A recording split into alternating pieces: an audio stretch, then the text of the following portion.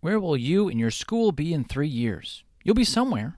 How do you make sure that that somewhere is on purpose and not just where you've ended up? Today's episode will walk you through how to create a path and give you a path to follow. But if you know that you're ready to move forward to finding your path and you want help, we have Design Days at Magnify Learning. Design Days are 2-day workshops where we walk you and your leadership team through the process of designing the next 3 years on purpose. We can hold these 3 design days at your school or at one of our model schools. At a model school, you get to go into the school district and the schools and see things working, see things in action, and then come back out and build your own plan. To schedule your design days, click on the link in the show notes or go to Magnify Learning website and click on Book a Workshop. Are your teachers fighting apathy in their classrooms? Are teachers burned out leaving your school? Are you finding it tough to find your passion? Or maybe you're on the other side of that. You've got your passion and you're ready to run. How do you know you're running in the right direction? How do you communicate? How do you put your vision out there? If you answered yes to any of those questions, or if that sounds like you, you're in the right place. I'm Ryan Stoyer, and this is the PBL Simplified podcast, dedicated to equipping you to be a visionary leader who's committed to self-development, collaboration, and changing education. You're a visionary leader who sees the change needed in education as a moral imperative, and you can't stop your mission because someone's feelings might be hurt. You were made for a time such as this, and I'm here to guide you down the path to fulfill your vision. Welcome, visionary learner.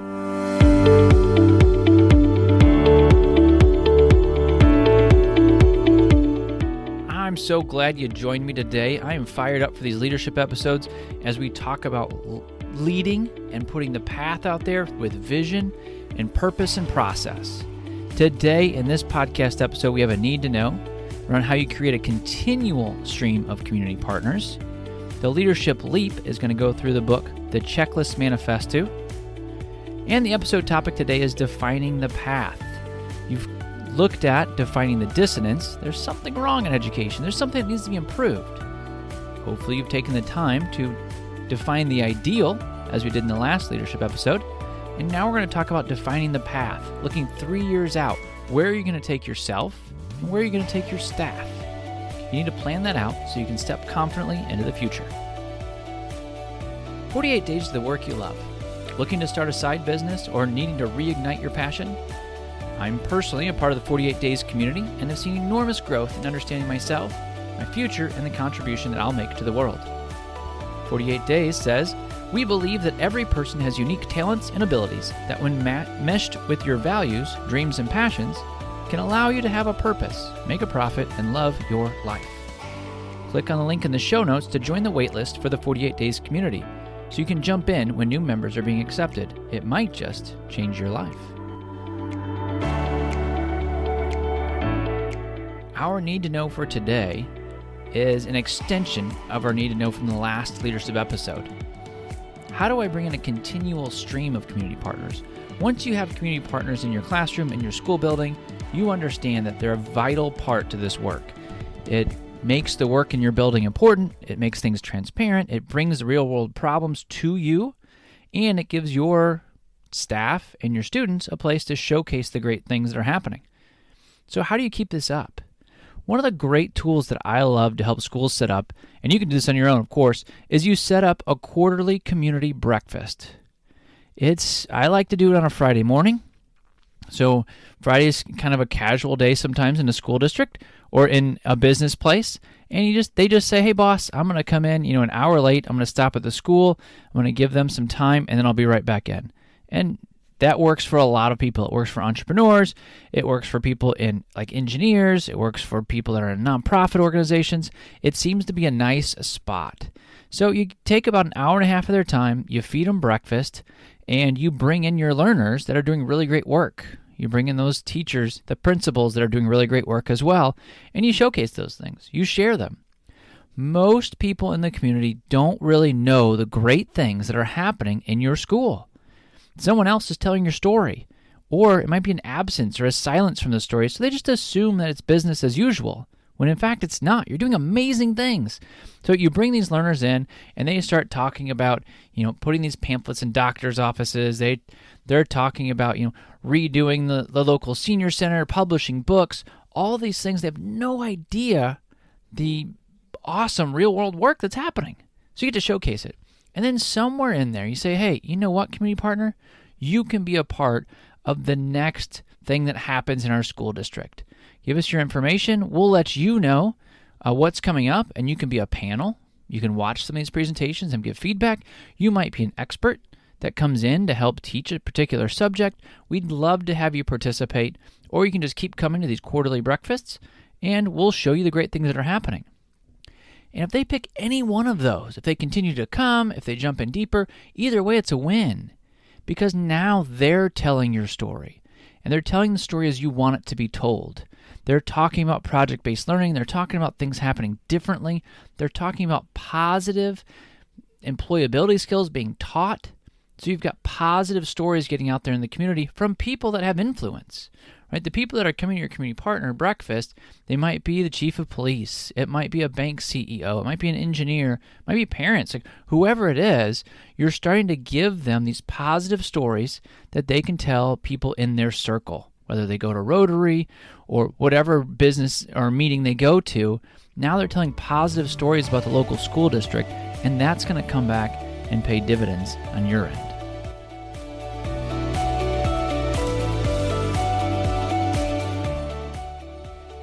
The Leadership Leap is designed for me to go through a book or a resource and bring it to you. I pull out the highlights so that you can apply them to your life. And if it's one that really resonates with you, you might go and purchase the book, and now you've got an idea if it's going to resonate before you just buy it. There's so many books out there.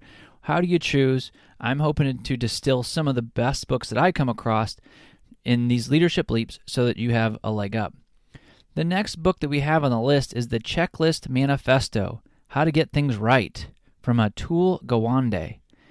Now, this is one that I tend to push against. So it's kind of one of the reasons I thought I should actually get the book. You know, it came highly recommended, but like I tend to resist, structures and processes that are ongoing, that are repetitive. Like it's just not in my visionary, creative mind process to have these things in there. So I wanted to get it. If I'm going to do a checklist, I want to do it right. So that's where I go to the experts, and that's why I pulled this book out. And I think you will be, as I was, kind of surprisingly accepted of this idea. So one, it comes in story form. So it's a great book, comes with stories where checklists have helped in places and like turn things around. The other piece, big picture that I love about this book is that the checklist is really there to free you up to be creative, to free you up to be a leader, to really kind of take the angst and the drudgery out of those tasks that you don't really appreciate. You checklist them, get them done, and move on. It also helps you put structures and processes in with your staff as well, so that you don't have errors, which is really the big piece I think that comes out of the book. So here's what we have. Let's get some quotes out of the book. Avoidable failures are common and persistent, not to mention demoralizing and frustrating across many fields, from medicine to finance to business to government to education, and the reason is increasingly evident. The volume and complexity of what we know has exceeded our individual ability to deliver its benefits correctly, safely, or reliably. Knowledge has both saved us and burdened us. That means we need a different strategy for overcoming failure. And the thesis of this book would be, it is a checklist. There are so many things that you have to know. 503Bs, special education IEPs, things that you've got for your district, things that you have for parents. Before your email goes out to your staff each week, there should be a checklist on there that somebody else goes through and just checks, like does a quick grammar check. Have you used this story before? Maybe even you do the checklist, but you go through the checklist quickly so that if you're having a busy day, you know that you've hit the right things. And here's why. ATUL says, checklists seem to provide protection against such failures. They remind us of the minimum necessary steps and make them explicit. They not only offer the possibility of verification, but also instill a kind of discipline of higher performance. So what you can do, just a simple example of your staff email before you send it out, you've got a 5-point checklist that you go through. Quick grammar check, quick link check, right? So you never have to send that awful email that says, sorry everybody, here's the actual link, right? Just a quick check, and when it's on your checklist, then it gets done and it doesn't take up more time. In fact, the opposite of that, you don't have to worry about those things. It actually saves you time in the long run. So he goes through checklists and how to get things right in medicine, in surgery. He also highlights parallels in the world between aviation, building, finance, world-class restaurants. He has a lot of really great stories. And, we love stories. So here's a great testimonial. It comes from Malcolm Gladwell. I'm sure you've read a lot of his books. It says, "It's been years since I've read a book so powerful and so thought-provoking. Gwande is a gorgeous writer and storyteller, and the aims of his book are ambitious." That's from Malcolm Gladwell. So that's a pretty good testimonial in my world. If Gladwell says it's going to be pretty solid, that's why I jumped into it. I would agree with him.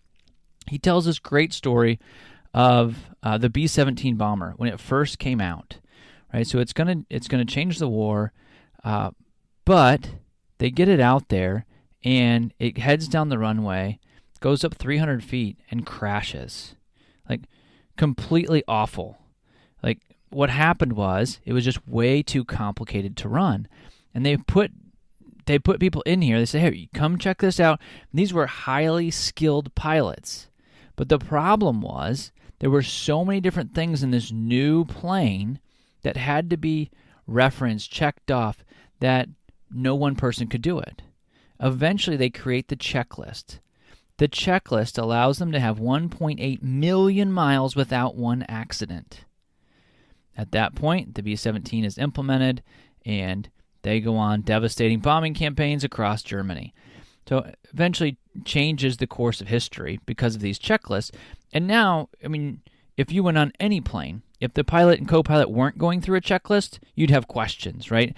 It's just a part of what they do. Not because they aren't trained, not because they aren't highly competent, because there's so many technical things that need to happen. That's when you start to implement these checklists. So where can you put these as a leader? Where do you have the most control over what your day looks like? Morning and night are decidedly some of those areas. Do you have a morning routine? Highly recommend that you have a morning routine, and you can checklist that. What do you do when you first get up? Don't check your phone. If you write out your checklist and it says check your phone, erase that. Or get up 10 minutes earlier. You can check your phone at the same time if you need to, but get up 10 minutes earlier, do meditation, do some kind of quick exercise, read 10 pages of nonfiction, whatever it is. Develop a morning routine, put it on a checklist so that you know you do it and you don't have to think about it. Some people make it very, very explicit and detailed. I personally don't. I just know the things that I do as soon as I get out of bed. For me, it's read, meditation, green drink, exercise. Those things happen every single day, and those things add up over days and weeks and years and quarters. So you have to do those things. Nighttime is the same way. We can get lazy on night times. I know some people actually set that nighttime alarm that says, "Hey, it's time to go to bed." Hey, turn off the TV, turn off the Wi-Fi, read a book, journal. That's my list. I've got reading that I do. I have a gratitude journal. I make sure I get a couple notes in there, a lot of research behind that, and then I make sure that I'm in bed. So I hit a digital sunset and make sure that dinner's at the right time so that I'm fit for the best possible sleep. So where can you put a checklist? Beginning and end of your day would be an easy place for personal checklists. So where else can we see them? We see them. He shows just dramatic results in surgery rooms. They go through several different hospitals. Deaths fall by 47%. They're just saving people by putting these things into checklists. And again, it's not that they're bad people. These are highly trained surgeons, but there are some things that you just have to put down and get out of your brain so that you can think and you can do your best job. So as you go through, he details, again, the stories in detail to show you why these checklists are so important, but they're also very engaging stories. One of my favorites, just story-wise, is Van Halen. So you've probably heard this idea of rockers that are, looking at M&Ms and then just throwing a big fit. Well, Van Halen, they started doing their concerts a little bit differently. So they were doing them in different places where the stages maybe couldn't hold all of their materials, all of their stage equipment. So they had these really long, intricate detailed contracts that people had to go through. And somewhere in the middle, it would be Article 126, the book says. It says, no brown M&Ms. So what they would do is they require M&Ms to be backstage, and they would go, and the first thing that they would do is check the M&Ms. If they saw a brown M&M, they would just throw a fit. Because obviously they didn't read through the entire checklist, the entire article that they had given them. And it saved lives. Like, they had some places where without the right weight requirements, the stages would have fallen apart and people would have been hurt and possibly killed. So that's why they were flipping out on M&Ms. It wasn't just because they were eccentric rockers. It was quite the opposite. They kind of had these tripwires built in that if nobody did this, they knew something was up. So here's a Keystone Checklist initiative. Here's a quote. The fear people have about the idea of adherence to protocol is rigidity, and that's me. They imagine mindless automations heads down in a checklist, incapable of looking out their windshield and coping with the real world in front of them. But what you find when a checklist is well made is exactly the opposite. The checklist gets the dumb stuff out of the way, the routines your brain shouldn't have to occupy itself with, and lets it rise above the focus on the hard stuff. This is the section that sold me on this book, is that a checklist is not going to stifle my creativity, but it gets some of the other stuff out of the way so that I can do the creative leadership things that only I can do. So what do we do when we have our best days? Those are the things you need to do. Those are the things that need to be on your checklist. So I've got building these book reviews, I've got exercise, and I've got meditation. If I do those things well to start my day, then I have a good day. So I put them on a checklist. As we organize, the content that we put out, there are checklists for all of these different things to make sure that we're doing the right things well, and then we can just float into the creative work that we love to do. So what does it look like to jump into a checklist for you?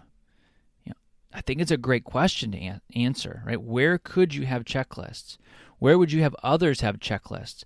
Like whenever you see an IEP or you jump into one of those 4 or 3B meetings, what if somebody gave you a checklist and said, I've already checked these 10 things that you've asked me to check, right? The same things, you want to make sure that those are done before you step into a conference with a parent and a student, right? You want to make sure these things are double checked. What if that came and you knew that it was checked each time? Right? Where are the checklists that you can ensure that something that's mundane, something that's supposed to happen but is important, is getting done? Get those checklists in there so then you can be free to do what you do best. That's how you can use the checklist manifesto.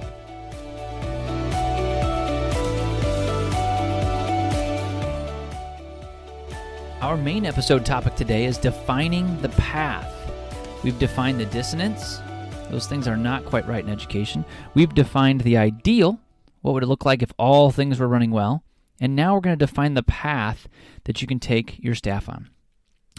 My point would be that every school leader should define the next 3 years of the vision in these 4 future-facing steps. You've got a direction that you want your staff to go. Maybe it's project-based learning, student-centered learning, PLCs, whatever your main focus is, you want your people to go in a certain direction. So my first step that you need to take to define the path is, what does it take for your folks to be experts in this work? I call it train to expert. Your people cannot remain novices in your intended direction. If you're going to be a premier PLC school, you need to have experts in PLCs. If you're going to be a premier project-based learning school, you need to have PBL certified facilitators in your school that can run workshops in other states, but can also sustain the work that's happening in your school. You can't have novices running this work for a decade and have it work well. Now, the tricky part for you as a leader is the innovation curve always kicks in with every staff I've ever seen. That means that you've got innovators on the front end of that innovation curve, you've got some early adopters, you've got early majority, late majority, and you've got laggards, which means that everybody's coming into your vision from a different place. You've got some veterans that are rock stars, you've got some newbies that are rock stars. You've got some veterans that could use some help, and you've got some newbies that need some help. So they're all on this plane, but you've got to get some experts on there. How are you going to do that? You've got to start at the beginning and build until you have your own experts. So we'll talk about what it looks like to pick professional development opportunities that allow you to engage all of your staff wherever they're at in the innovation curve. But the first thing I want you to know is you've got to have some experts. You can't continually lean on someone outside of your organization. Now, I think there's always a place for outside organizations. I think there's always a place for consultants. You need somebody to come in and shake things up a little bit, and that's okay. Like, I play that role a lot. I think it's necessary, but you've got to have experts that are sustaining the culture, that are sustaining the importance of the work, and the integrity of the work. Somewhere where you can say, if you go to room 239, you will see this working well, right? You can train people that way. The second future-facing step that you need to take is you need to build a culture. So as you define the path, how do you build your culture? And there's two ways to do this, or two ways to look at it. You have to look at the internal culture of your building. So internally, why do people want to be at your school? Why do people want to work there? Why do people want to learn there? And at some point, as you get your culture and you build it, you need to have an irreversible culture. I want you to remember that phrase. I think it's powerful. An irreversible culture, so that when you step into a new position, maybe you're a principal and you go to assistant superintendent, maybe you're a principal, you go to a different building, whatever it is, like, it's okay to move on to your next venture, your next opportunity. But if you have an irreversible culture, then whoever steps into your spot, your seat, they step into a culture that's solidified, that teachers will fight for, that teachers will work for, and that teachers understand. So the principal can work into that culture. So internally, you need an irreversible culture. Externally, your culture is being judged. So what are you known for? What are you known for? That's where in our need to know that community breakfast comes in. The people that are in your town, surrounding your school, what is your particular school known for? And you need to be a part of that conversation. You need to shape that. You say, well, it doesn't matter. We're just going to do good work. I would push back on that. Should you do good work? Should you focus internally? Yes, but you are also an outward-facing leader. You need to show the great parts of your school to your community and tell the story of what you all are known for. The third future-facing step that you need to take in defining your path is to connect. You need connection. And again, two ways to do this. You need to connect in person with your staff, and they need to connect with each other. Your staff meeting should not be an opportunity for you to just say different things that need to happen in the next week. Do that in email.